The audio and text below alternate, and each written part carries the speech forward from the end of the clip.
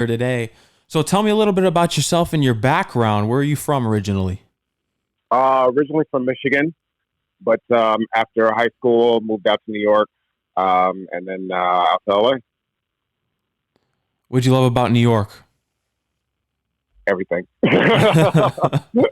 everything. I loved the diversity of people. I loved just everything. I loved the culture. I just loved the people out there. Unfortunately, I wasn't able to make it my home, but I did enjoy the experience, and I'll always go back to visit.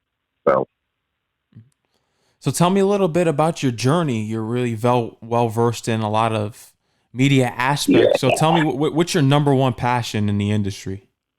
Well, right now it's right now it's producing because I'm working on producing an animated series right now at the moment. But as far as my journey goes, it started off in music.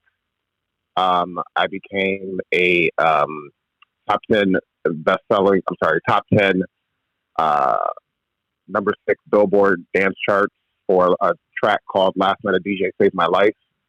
It came out in 2011 and became a top 10 Billboard dance hit. And from there, I saw myself in my first music video, which was that song. And I didn't like the way that I looked. I was unhappy, uncomfortable, and unhealthy. And I was 450 pounds at the time. So I decided to change my life and basically putting one foot in front of the other. Within 18 months, walking up to 5 miles a day, I was able to walk off over 250 pounds.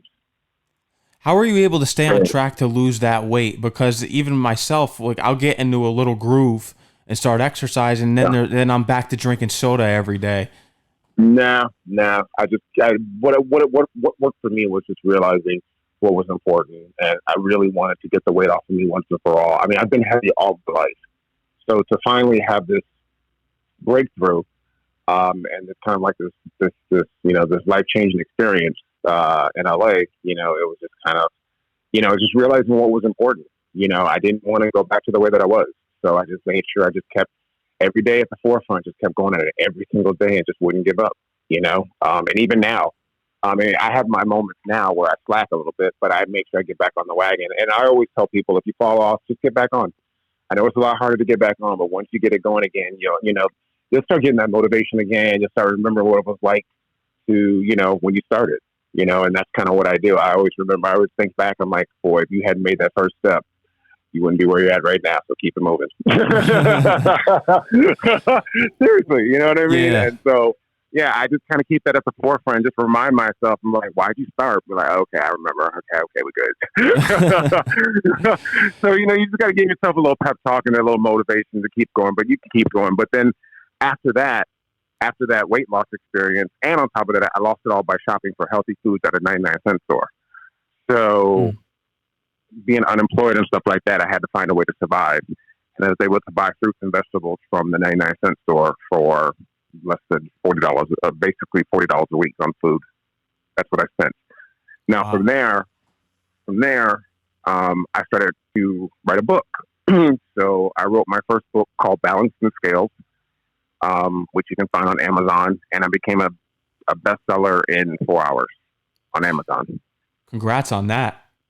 Thank you. Has there I mean, been, everything. has So there, I'm so sorry. oh, no, it's fine. Go ahead. Please. Oh, okay. Yeah. Has there been any celebrities that have reached out to you personally that has had problems with health and weight in which you've inspired them and to ask for any advice for? Yeah, but I can't mention their name. I can't say anything. Yeah, but a couple of people have reached out to me, and I, as far as social media and stuff like that, just keeping people motivated, and inspired. And then one of the things that I even talk about, even in the book, is that it's not about the weight you lose; it's about the life you gain. I had been heavy for so long that I was allowing myself for my weight to be considered a life sentence, and I was missing out on things that I kind of wanted to try and do. And now I'm able to. I just took my 4th skydiving trip. Oh, wow. Yeah. And the only reason why I can skydive now is because I'm underneath the weight restrictions. And what was it like the first time that you skydived? Oh, it was amazing. It was amazing. I mean, to be honest with you, one of the things that I can say is that it was the number one thing on my list that I wanted to do on my bucket list, and it was the number one, the most thing that I was most fearful of. And now it turns out that it's the best thing that I love to do, and I want to actually get my certification so that I can do tandem jumps with other people to help other people overcome their fears. Was it scary jumping off the first time though? Oh yeah, I was terrified. My stomach was in my throat. Stomach was in my throat. Backed out. I was like, I don't want to do this. I don't want to do this. And literally, the next thing I know, I was floating on a cloud of air, sitting on a cloud of air, and I'm like, oh, I like this. I'm like, oh, this is cool. The main thing about the skydiving, when I think about it, if I were to do it, is getting that parachute off in time. Am I going to clip it right, or am I just going to fall to my death here? To be honest with you, you have someone with you, and they're taking the lead. And I found out now. I just recently found out that these tandem pilots, they've done like over 1,000. So, wow. I mean, yeah, they've done over 1,000. Like, you have to do 500 jumps just to become certified. 500? That's a lot. 500 jumps just to be certified. So, I mean, you can imagine. You know what I mean? So I'm like, and if they're still living, I'm like, okay, we good. I mean, I know that they know how to pack a parachute, and I know those are things that you have to worry about. But they're so trained and stuff like that. Literally, just sit back and enjoy the ride, and that's exactly what I did. But it was having the experience, and like I said, I've taken other people with me now to go jump with me. I'm on my 4th jump. You know, I've taken first-time jumpers, second-time jumpers, and just to have the experience. You know, and I realized, I said, oh, this is what I like this. This is kind of what I want to do later. All right, I'm going to get these 500 jump down. Take me about 3 years, but I'm going to do it. So that's a little goal I'm setting for myself, but I really would like to do that in the time, you know, in some spare time. But right now it's producing and, you know, as far as trying to motivate people to get out there and live a healthier and active lifestyle. Mm-hmm. And that's kind of where I'm at right now at the moment. But no, it's been an amazing ride, and I had the opportunity to share my story on the doctors, Rachel Ray, everywhere, pretty much. I mean, I've done the whole circuit, and now it's just a matter of just maintaining, and that's what it's been about. And I haven't gained a pound, and I haven't lost any more either. So I'm maintaining and just kind of trying to teach people, hey, you can do it too. I have an important question for you for as far as exercising goes and eating healthy, because I know there's people out there that don't exercise and they're skinny as a rail. Is it all on what you eat mostly? Yep. Rule of thumb, 80% fitness is 80% nutrition, 20% exercise. Wow. It really is. And that's something that I've learned the hard way, because again, I used to eat 7,000 calories a day and didn't exercise. And then I dropped down to eating 2,000 calories a day. And then I still increased my exercise, but I had to get the weight off. So I had to do that to get the weight off. But as far as nutrition goes, I just dropped my calories. And I'm like, oh, that's all I had to do? But I mean, again, I had a lot of bad habits. So I had to learn better habits. And now that I've kind of like made it a habit now, you know, it's just kind of like falls into place. Would you say But it really is. Go ahead. Would you say that with weight issues, that is it a mental issue or is it genetic? Both. Actually, but mostly it's mental. It really is mental, because most things, like I had to find out my triggers, and that's something that I read in the book too about. It's called finding your triggers. And for me, I came up with a solution called, because I'm an emotional eater. So my emotions are triggered by food.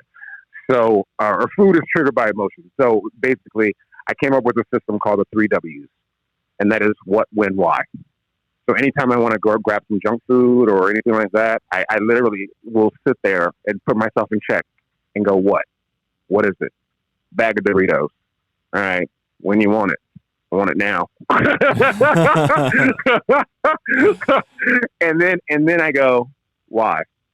And I go, oh, I'm mad because that lady cut me off in traffic, or this, that, and the other, blah, blah, blah.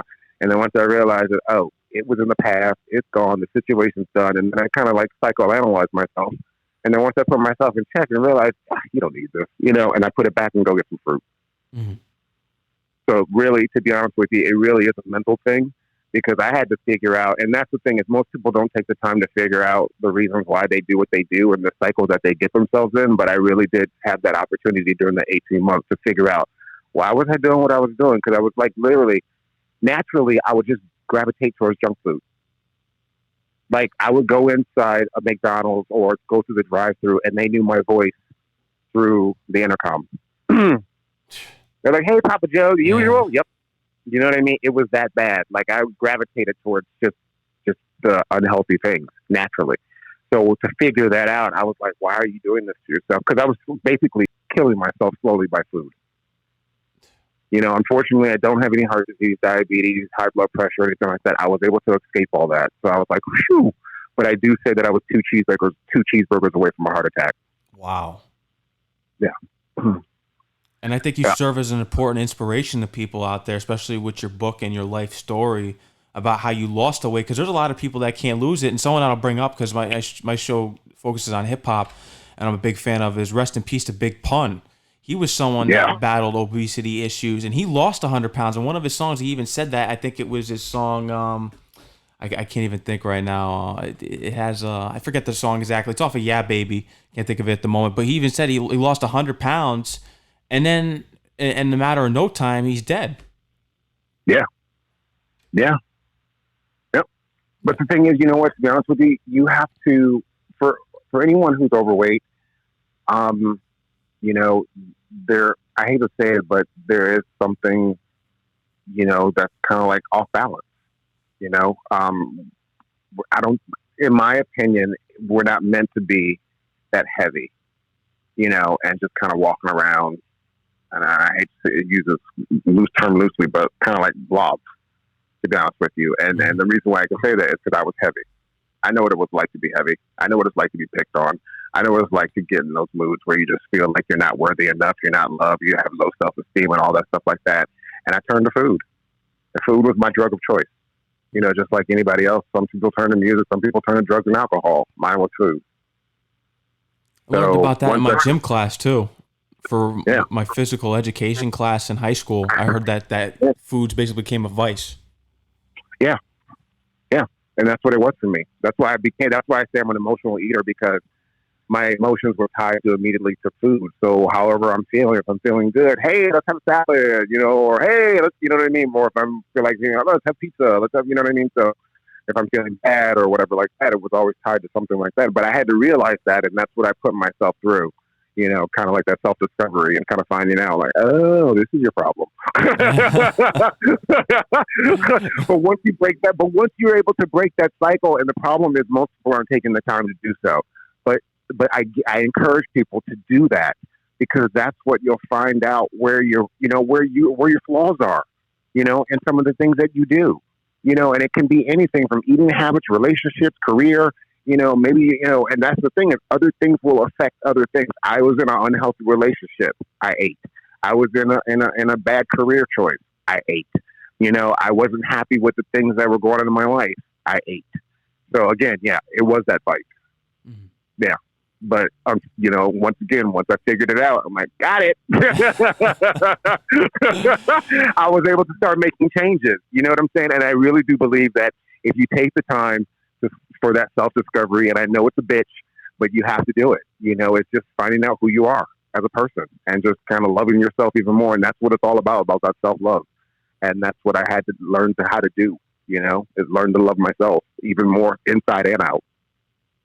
And it's about carving out time for yourself to make these changes in your life for the better. One of the things I said to myself, my motto, every morning I got up at 7 a.m. and walked out the door every day for 18 months. I got up at 6:45, did a couple push-ups, did a couple arm curls, and I walked out the door at 7 o'clock in the morning. And I said, my motto was take care of yourself first before you take care of anybody else. That's a great mentality to have. So, and that's what I did. And so, mom called, family called, walking. Leave me alone till 7:45. I'll be available after that. Yeah. But everybody knew between 7 and like 7:45, 8 o'clock, do not talk to Papa Joe. You know what I'm saying? Just time out, you know? And plus on top of that, people weren't up anyway. So unless it was an emergency call, everybody was sleeping anyway. So, Yeah. but again, you take that extra hour to take, you know what I'm saying? You take that extra hour, you take 30 minutes, you take some time out of your day just to take care of yourself and do for yourself, whether it's creativity, whether it's exercise, something. Just take 30 minutes to an hour and try to do something for you before you have to do for everybody else. That's it, you know, and really, and that's how you just start to develop, you know, and getting into a mindset of just, I'm going to take care of me, you know? Yeah. Oh, go ahead. Like, I was going to just say, I can't get mad at anybody for the way that I looked before. That's right. You can't. Do you feel me? Do you feel me when I say that? Yeah. You know what I mean? I can't get mad. I can't get mad for somebody. Oh, I was 450 pounds. Oh, I'm mad at the world. Yeah. You know what I mean? No, I got to be mad at myself because I did it to myself. So taking responsibility and making myself accountable for my actions. That's why I say, you know, get up and take care of yourself first before you take care of everybody else. So that's my philosophy on that one. What's some advice that you would give to athletes who are in the off season and then they don't have the best diet in the world, but then they have to come back to training camp? You know what? It's funny you should mention that because that's exactly what I was just thinking about, like literally 2 days ago. I was literally sitting there going, I said, boy, it must be rough for these athletes because they done had that time off. Yeah. They done slacked a little bit, dealing with family, got to eat some barbecue, you know what I mean? Got to eat all the, you know what I mean, foods that they didn't normally get to eat during the season. And then all of a sudden they get that call, be like, we're going to start back up next month. You know what? I mean, it really is jump back on the wagon, get back on the wagon and do what you got to do. That's the best, you know, the best advice I say. I mean, they're athletes, so that's their, and plus on top of that, they get paid. So that's their bread and butter. So they have to, you know what I mean? Yeah. They have to do that unless they want to get that check. But I mean, for anybody else out there that's not getting paid, that really wants to, you know, if sports or whatever is your career, I mean, if we're talking about sports, but if sports is your career, then, you know, you're going to get back. You're going to have the mental, what's the word I'm looking for? The mental kind of stability to do what you need to do. You know what I mean? You're going to have that drive. You're going to have that determination and motivation to get back on because you love the sport. But do get back on the horse because you know what? You know, I mean, you got to get yourself back in training condition. And again, if you want to collect that check. But for like I said, but for anybody else that's not collecting it, it's for the love of the sport, you know, and it's for the passion.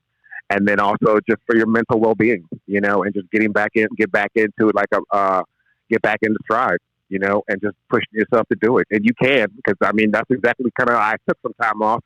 I'm not going to lie. This whole coronavirus thing made me kind of slack a little bit too. But I just went out yesterday and I did 10 miles. Normally I was doing 50 to 100. I just did 10, you know what I mean? Just start off slow, you know, and just to kind of get myself back into motion, get myself back in the swing a little bit. But I consider myself, I have the mind of an athlete and like, I'm in between like the mind of an athlete and a body of a couch potato. How did you occupy yourself during this time with coronavirus and COVID-19? Because you're very active within the industry and you're a busy person. Creativity. I focused on my creativity, and that's why I was able to start producing this new animated series called Electric Negro that I'm doing. That's right. Yep. And I'm bringing that to the forefront. And actually, it's just kind of, I mean, this whole coronavirus thing has really kind of was a setback. I had a whole bunch of speaking engagements that I was planning on doing that got canceled. Obviously, a lot of events and stuff like that were canceled, but I really was able to take a step back and, again, put myself back into that situation of where I was when I was when I was trying to lose the weight. You know, it's just kind of like, what am I going to focus on now? And then I said, okay, you want to do this? You know, this is not available, so let's try to do this. So I started working on Plan B.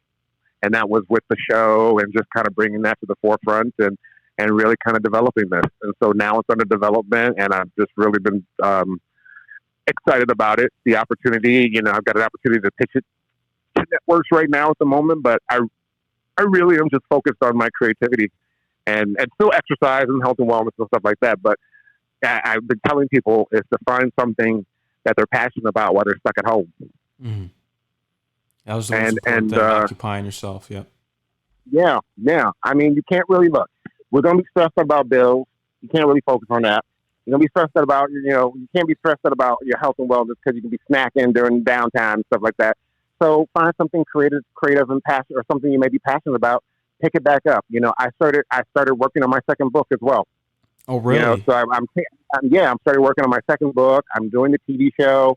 I'm actually starting. I'm still a clothing designer. I'm working on some new concepts and stuff like that.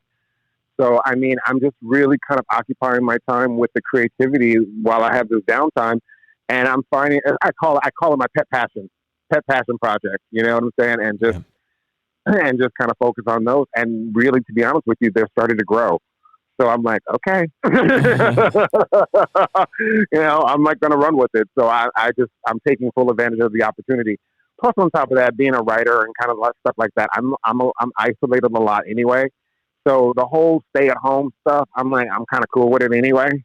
Yeah. So it's nothing new. It's nothing really new for me. And on top of that, since I lost all my weight on the sidewalk without using the gym or, gastric bypass surgery or any crazy diets, I'm like, okay, that was free.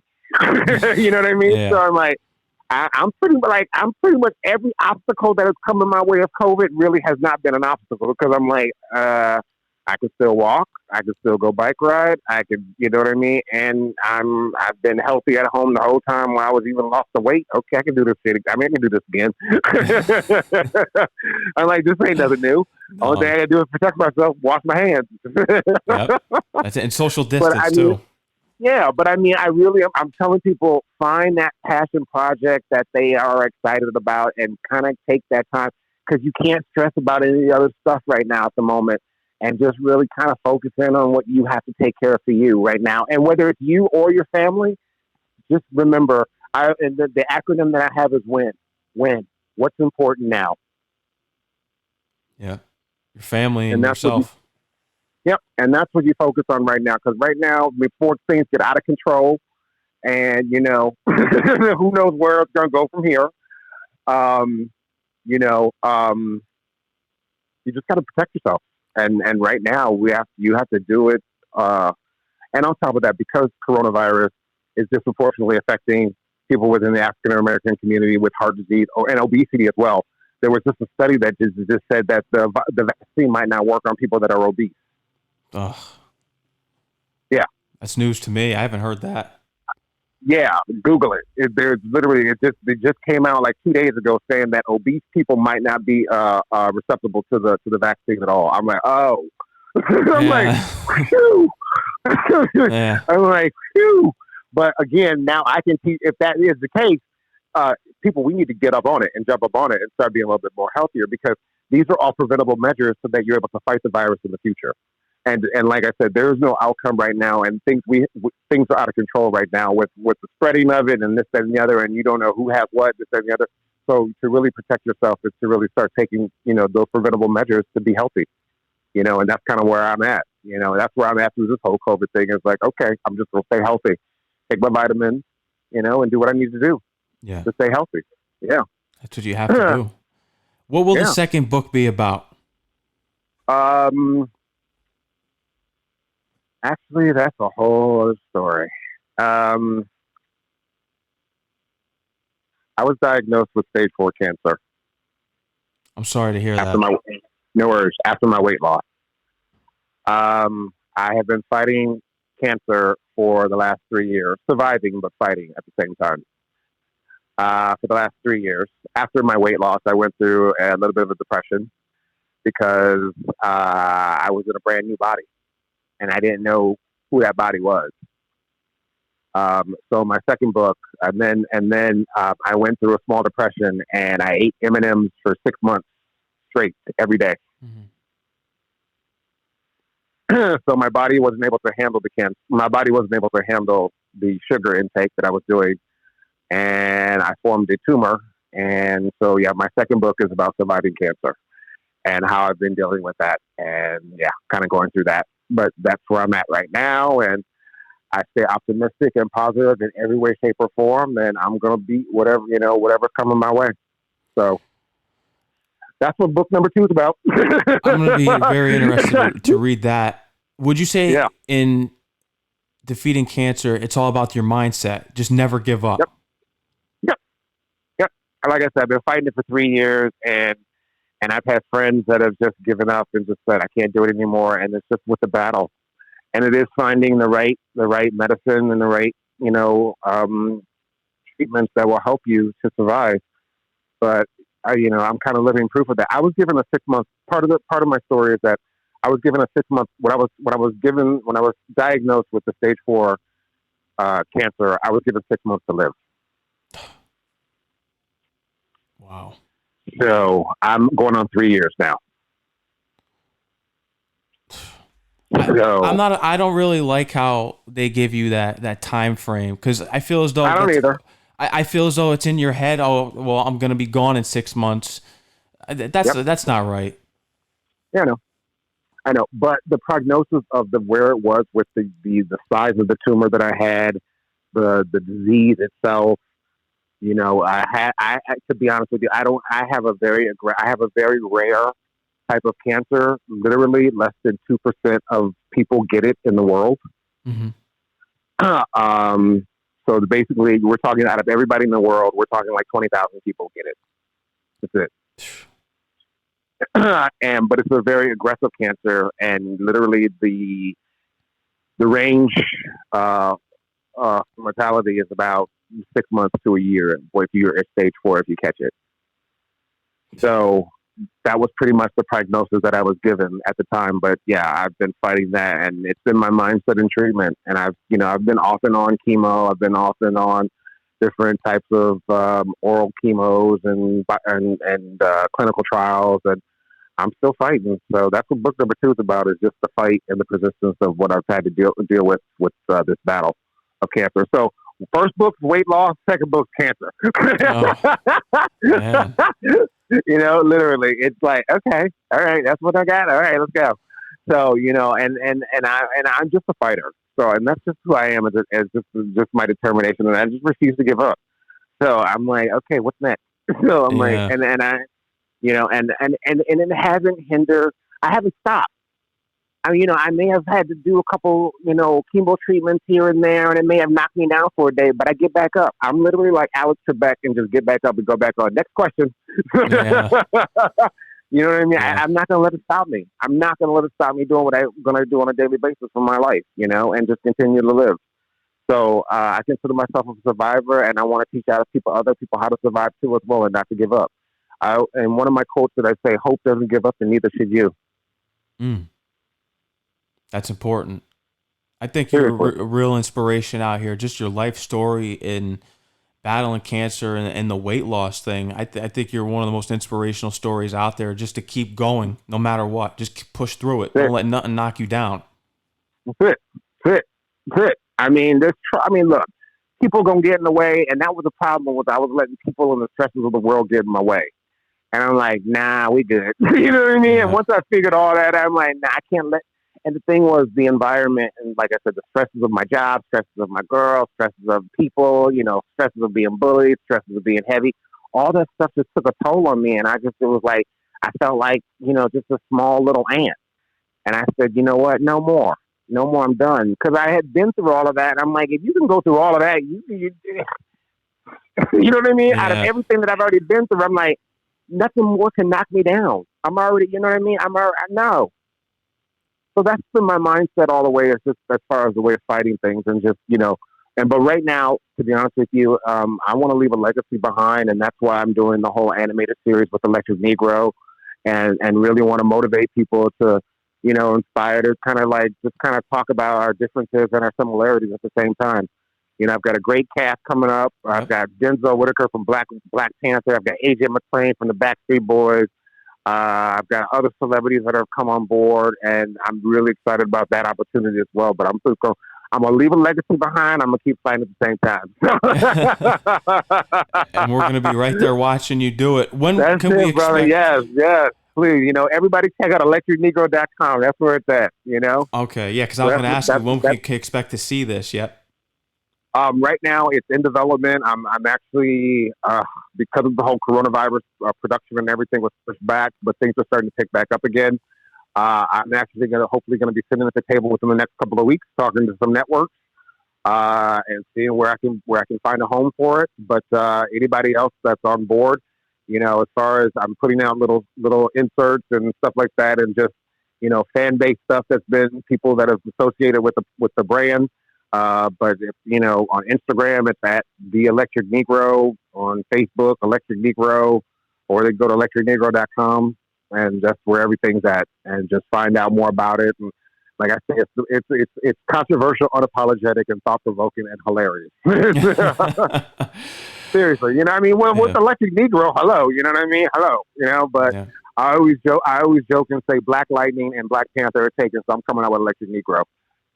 And I'll be looking forward to that. Papa Joe, I want to thank you for being on my show here today. You're always welcome. Anything else you'd like to let the audience know that is listening? Remember, it's not about the weight you lose. It's about the life you gain, and to be safe, healthy, and electric.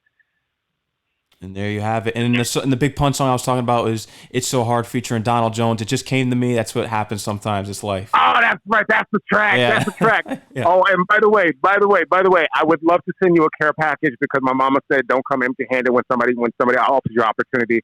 So thank you very much for having me on your show, and I would like to send you a care package. So I want to make sure I get your address and stuff like that because I got some stuff coming for you as well. Oh yeah, for sure. Should I give that to your management?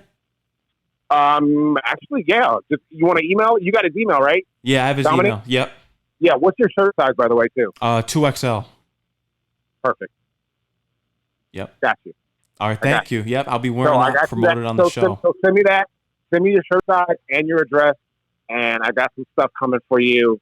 And please, and if you want to pass it out, give it out, share, and share the wealth and share the love and keep it going. No problem. I can't turn down an opportunity like this. Not a story like this. I would never do that. Papa Joe, I want to thank you for calling in my show again. I had a great time. Like I said, you're in my prayers, and just keep doing you and just keep fighting every day. Thank you, brother. Same likewise, my friend. No problem. Yep. Take care. And stay safe. Also, hang on. What are you doing outside of this? Outside of this life?